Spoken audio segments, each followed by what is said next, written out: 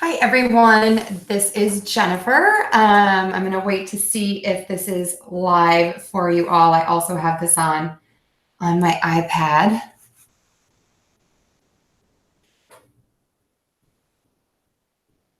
And there we are. Okay. So welcome. It's so nice to have you all. Happy Friday.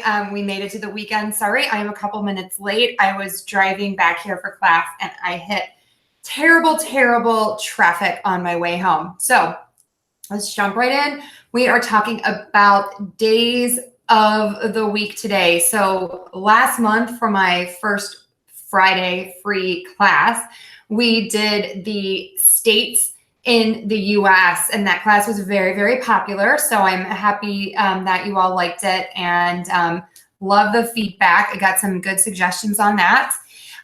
So let's go ahead and jump right in. We're going to do the days of the week, and I'm going to try to make this as easy as possible. Please keep in mind that you are going to stress word syllable number 1 in the days of the week, and you want to make that a little louder, a little longer, and a little higher than the other syllable. So you're not going to say Monday, going to be Monday, Tuesday, Wednesday, Thursday, Friday, Saturday, Sunday. Almost all of the days of the week have 2 beats. That will also help you as we move forward. A big mistake that I hear is people make the words have too many beats and try to pronounce all the letters, and we're not going to do that in all of these. And then we have Saturday, which has 3 beats or 3 syllables in the word. So let me go ahead and share my screen with you. Okay. Start with Monday. So what I did here was I have the spelling of the day of the week at the top. So this is spelled M-O-N-D-A-Y, and underneath I have the pronunciation. So the mistake that I hear by far the most on this is that people will say Monday. It's not Monday with an O, it's Monday. Monday. So let's all give that a try. Nice short sound at the beginning of the word, Monday. Okay, and then I'm going to show you my face because this seemed to help everyone before. Okay, Monday, Monday. Monday is the start of the work week. Monday. Okay, moving on to Tuesday. Tuesday. So the mistake that I hear a lot here is that people will say Tues with an S, and that makes sense because that's the way the word is spelled. But we're actually going to use that Z sound. For my little cheat sheet below for you, I spelled this 2-way, twos, because we have that ooh vowel in there where you really round your lips. But also you can think of this as saying twos, like the number 2, Tuesday. So we have Tuesday, Tuesday, Tuesday,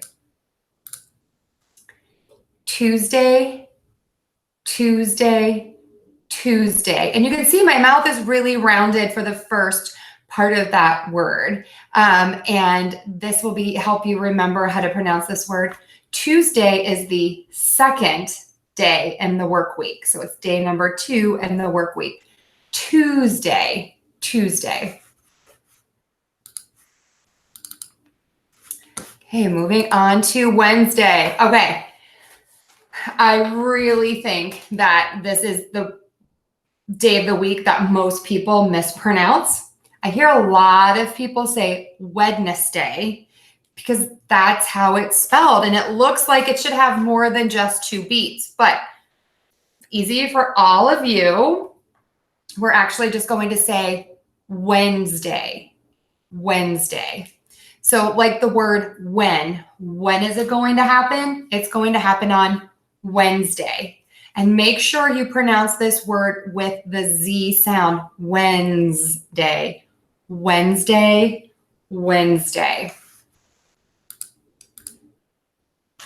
Wednesday, Wednesday, Wednesday.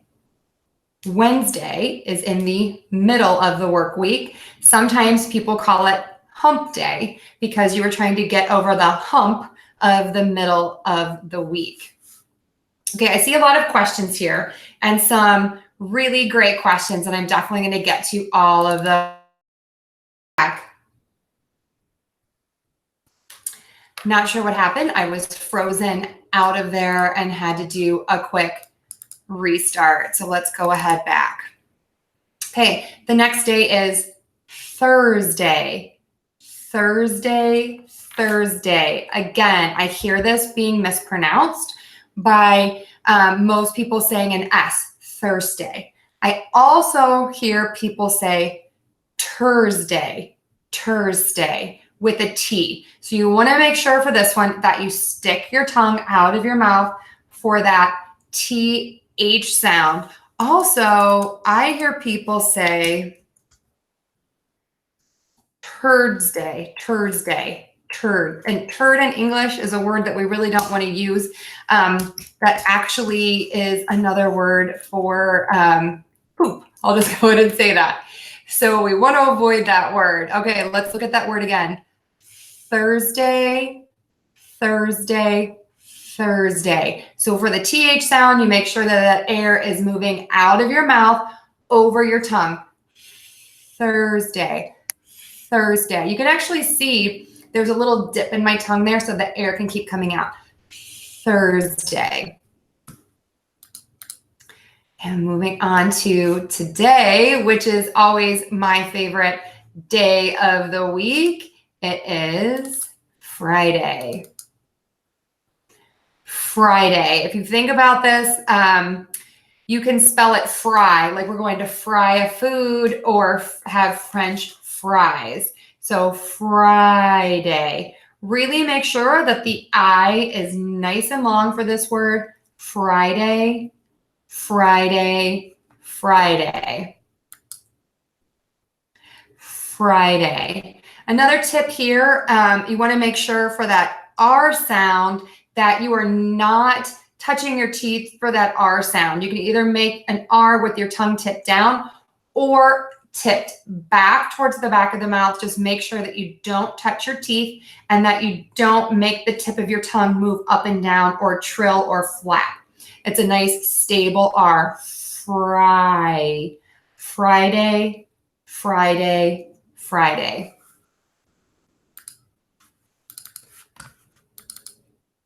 And tomorrow will be Saturday. We have the flap T in here, which I have a class on that if you're interested. And we're going to say that letter T as a D sound. So Saturday. You can also think of it as sadder. This is a sadder day than Sunday. Like you're sad about it. I don't know why anyone would be sad about Saturday since most people have the day off. Maybe you have to work, but make sure you have 3 beats for that. Saturday, Saturday, Saturday. And because we have a word with 3 beats in it, don't forget, each syllable in English does not have the same vowel length. We really vary the lengths of the vowels. And as words get longer, our vowels get shorter. So we have the longest vowel is the longest beat is going to be in the sad, Saturday, Saturday, Saturday, Saturday. And that little short syllable in the middle is our shortest one. Saturday, Saturday, Saturday. And last, but certainly not least, we have Sunday. Sunday. And you think of the sun shining, it's a nice short sound in that first word. Sunday, Sunday, Sunday. Sunday. Many people think Sunday is a day for rest. So let me go through and say all of those words again. I'm going to start with Sunday. Someone asked this question. That is technically the start of the week, but you will hear many people talk about the work week versus the weekend. So the work week is, of course, Monday through Friday for most people, and then the weekend would be Saturday and Sunday. Those would be the ends of the week. So it typically starts Sunday and goes through Saturday when we're talking about calendar. But if you're talking about a work week, sometimes people will separate that out as being the work week, Monday through Friday, and then the weekend, Saturday and Sunday. So let me go ahead and say those one more time. Sunday, Monday, Tuesday, Wednesday, Thursday, Friday, Saturday. You will hear some regional variations in the US where some people might say D instead of day. So you might hear people say Sunday, Monday, Tuesday, Wednesday, Thursday, Friday, Saturday, Sunday. I don't say it like that. I say the day, but you will hear that. I am starting to talk a little bit more in my videos about regional differences because a lot of my students from different countries who come here want to know about those because it makes the English, once they get here, a little bit more difficult to understand. So again, working on pronunciation oftentimes will help with your listening as well. All right, so let me go ahead and answer some questions. Okay, Strajas, hello. Rabi Motar, hello from Iraq. And let's see, Honduras, very nice. Another person from Iraq. Jesus, hello. It's nice to hear from you from the Dominican Republic. And I did answer the question about the first day of the week. So don't sweat it. You were correct. Technically, it is Sunday, but I start with Monday since that was the first day of the work week. And a moon day can be nice sometimes. I agree. Isn't it like the moon festival where you eat moon cakes? I can't remember what that's called. I think it's a Chinese holiday. So someone can let me know if you know that. I do not use the phonetic alphabet often. I've been using it more and more in the descriptions of my videos because so many people have been asking for it. The reason I tend to not use it is because I am a firm believer in, and a lot of the research says, is that listening is so much more important than the actual reading when you're learning the pronunciation. So it's something called discrimination. And oftentimes people don't focus on discrimination through listening. They rely more on the transcription with the phonetics. And so I'm really big into, you want to start hearing those differences. Oftentimes what I find too is that when I use the phonemic transcriptions, people will be so worried about being super exact with the sound. And oftentimes the sounds vary a little bit based on the sounds that are before it and after it. So again, the reason I'm not using the phonetic transcriptions is a couple of reasons. The big one is to force you to listen more and to force you to try to imitate to the best of your ability and follow my instructions instead of relying on the transcription. And then the second one is to kind of get away from the idea that everything is so perfect in pronunciation because it is messy and it is not perfect, that's for sure. Yeah, I was freezing. I have no idea what happened to YouTube. This has happened in a few other classes. It just kind of shuts down and then I can restart. So I'll edit that all out once I get back. Oh, Omar, hello, with my coffee drinking picture. Yes, that was me. And I had a coffee on my way home in the car because it's been quite the day. It was a busy day here. And let's see. Do you think that the T will be replaced by a D in writing in the future? That is an excellent question. I have a gentleman from the Challenge of Learning English. His name is Attila. He has a great website, The Challenge of Learning English. I will add it to the description portion of this video. He has a free downloadable book on spelling in English. And many, many people have been trying to change the spelling of English to make it simpler throughout the years. We're not really getting very far in America with that. I don't know about in other countries.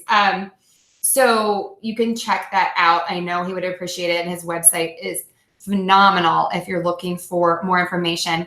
And he actually helps me. He's such an amazing guy. He helped me out of the goodness of his heart to edit my new books that are on sale now on Google Play on how to pronounce consonant sounds and how to pronounce vowel sounds. Excuse me, the vowel sound book is up. The consonant sound book is almost ready. It's finishing edits right now.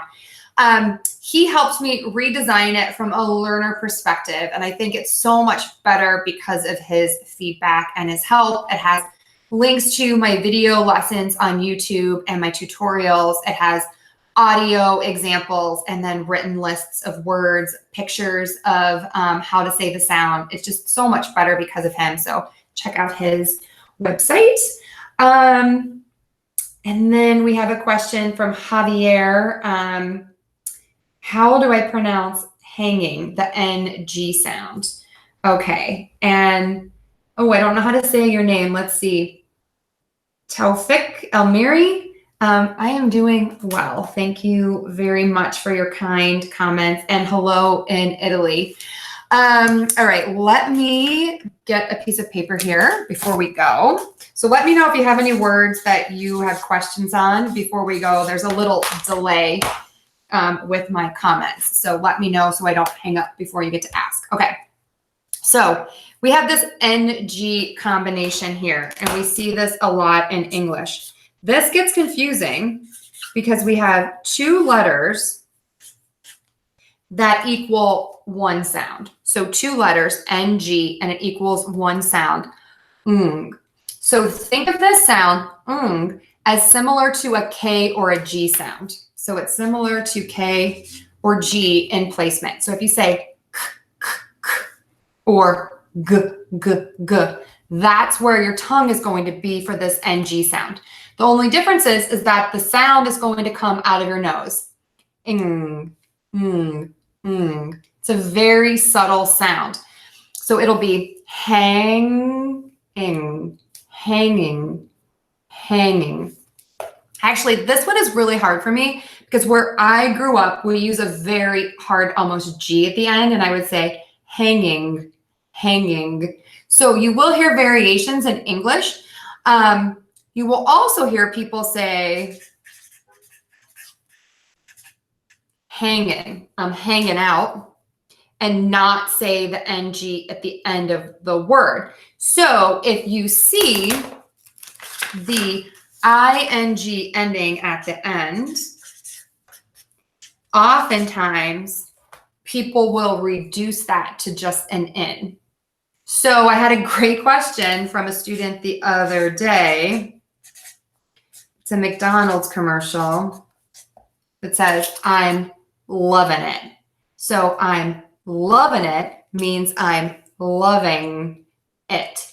This is just a little more casual speech, and people do drop that G at the end of the word. So you can do that at the end of the word, but you cannot drop that NG when it is part of the root word, like hang. You must say the NG if it's part of the root word. If it's part of the suffix, you can skimp a little bit and you can just say the N. You just do not want to say an NK. You don't want to say, I'm loving it. And I hear people do that sometimes. So you can say, I'm loving it or I'm loving it. But we'd never say hang. We'd say hang. So again, you can only reduce if it's in an ing form. Okay, hope that helped. All right. And hello, Javier Official. You're welcome. And I do think there is an apostrophe, you're right, in the I'm loving it. You're right. All right. Very good. Any more questions? Okay. I think that's it. Thank you all so much for being here. Mark your calendars for next month. We're going to have a class on words with O in them. Everybody's favorite. It gets confusing because we can use this as short, as in book, or we can have it also be long, as in oo, as in boot.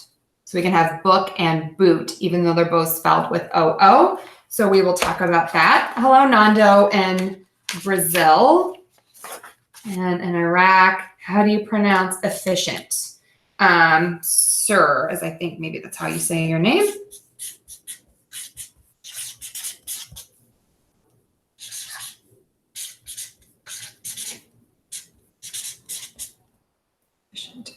Efficient. Okay. Trying to make this as easy as possible.